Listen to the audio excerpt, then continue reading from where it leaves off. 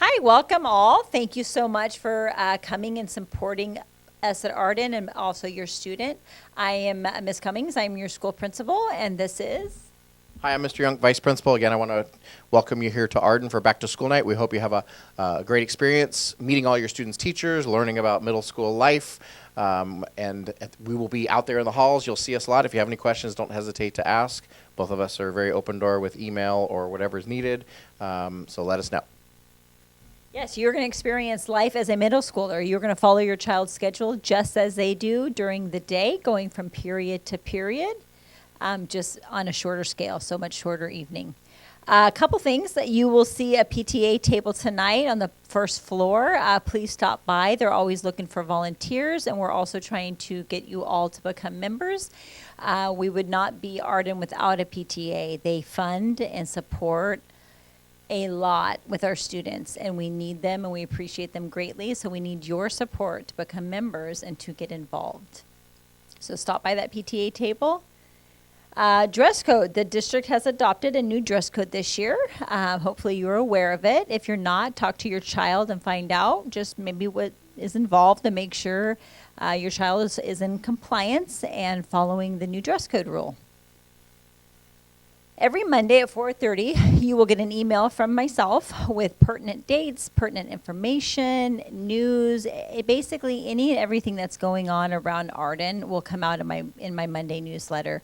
For some reason, if you are not receiving those newsletters, please call the office and let us know so we can find out what the problem is. But every Monday at 4:30, you'll get that phone call, and then you'll also get it in your email. The phone call is just reminding you to check your email. We have updated our cell phone policy. Our cell phone policy is just a little bit different. We now allow cell phones before school, after school, and also in between passing periods. Cell phones are to be put away at a site once a student is in the classroom. So please make sure, again, your child is compliant with helping support us with our cell phone policy. Gum is never good for any school because it ends up everywhere but in the garbage. So please encourage your child not to bring them gum to school, and please do not buy them gum for school. Mints, we encourage mints. School site council. So I do need 5 new members for school site council. I have had 3 parents reach out to become members of school site council. School site council is a really important group that helps make decisions pertaining to Arden. We meet 4 times a year, and I can give you all the information. I am looking for 2 more parent community guardian members to sign up for school site council. So if you are interested and you have not spoken to me already, please come and find me, and I will get you all taken care of to sit on school site council. I think that is it on my end, and I will hand it over to Mr. Young. Sounds good. All right, my turn. So just a few things from my desk that I wanted to give you guys a heads up about. One thing is we use what's called a merit system. Many middle schools are doing this, kind of like behavior point system. Each quarter, all students get 100 points to start off with for free, 100 points. Throughout the quarter, most students will keep all of those 100 points. Some students might lose 1 or 2 for a little hiccup here or there. But if you lose more than 10, it's kind of like being on social probation. You end up losing anything, all the extra fun things that we do each quarter, for that quarter. So dances, skate nights, rallies, and whatever else is going on around campus, you end up not being able to attend those sorts of events. And those events can make your middle school experience really positive, all those extra things, but you need to earn those so that you can attend. And how do you do that? You do that just by following rules and being a good citizen around campus. The biggest reasons that people lose merits are tardies. So every tardy is a merit loss. So a couple tardies here and there is not a problem, but when it starts becoming repetitive, pretty quickly you end up losing more than 10 merits. Also behaviors. So if your student is sent out of class for being disruptive, or they get given a detention for a behavior infraction, that means they also lose merits each time that happens. Could be maybe not dressing down for PE regularly. Your PE teachers could take away merits for that. But in general, if you do what you're supposed to do around campus, you'll keep all or at least most of your merits and never have a problem. And then we restart that every quarter. Just a heads up about tardies. We mentioned that a second ago. Tardies have merit losses. You can also, if you rack up a lot of tardies, students can end up in lunch detention, community service. They can end up on what's called cocoon, which means a staff member walks them to class. It's not fun, so make sure you talk to your kids about making sure they're getting where they're supposed to be. We always say that, attendance is probably the number one key to success in school, and then I would say tardies is tied to that, being in your classes on time. Same thing goes for in the morning. School does start at 8 o'clock. It is homeroom most days, not all days, but most days we do start with homeroom, but that's still required. We still record absences. It's still part of their school day. So please do whatever you need to do to get your student on campus early enough so that they can be on time for their 8 o'clock classes.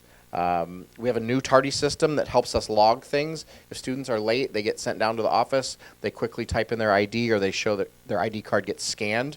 That system will help you because it'll let you know immediately if your student is having issues with tardies. It will email you and call you as soon as they are tardy. So if you're getting those daily or even more than one a day, then definitely need to work with the student to try to get them to take those bells seriously. Parking, all schools I've ever worked at, parking is always crowded in the morning and after school, right when school starts, right when school ends. And it's always worse at the beginning of the year as we all figure out our ways to navigate. In general, my advice is, excuse me, it's okay to drop off 15 or 20 minutes early. We're out there, we're supervising. It's also okay to pick up 10 or 15 minutes later. You don't have to be here immediately right at 2:46. We are out there for a while supervising. So if that helps, feel free to adjust your routine. If you show up right at 8 or right at 2:46, you're going to get stuck out there in the street, and you just have to be patient. Sorry. The big lot off of Watt has way more room and is not as popular, and it has way more room and parking spots. So if you can adjust your pickup route to use the Watt Avenue side, you'll get in and out quicker. Reminder that picking up on campus is encouraged, recommended, advised. Picking up across the street in the area businesses is not advised. That's off our property. We do not have supervision over there. Much better if it's here, and even if a student has to wait for a few minutes. Please be advised that there's a lot of businesses around here: Safeway, Smart and Final, McDonald's, etc. If students are congregating over there after school, they've been known to call the authorities if they need to. They won't call us because it's after school and it's in a business. So strongly encourage you to pick up your students and take them home, not let them just hang around at those areas, because I wouldn't want them to get wrapped up in other things. Let's see, what else is on our list?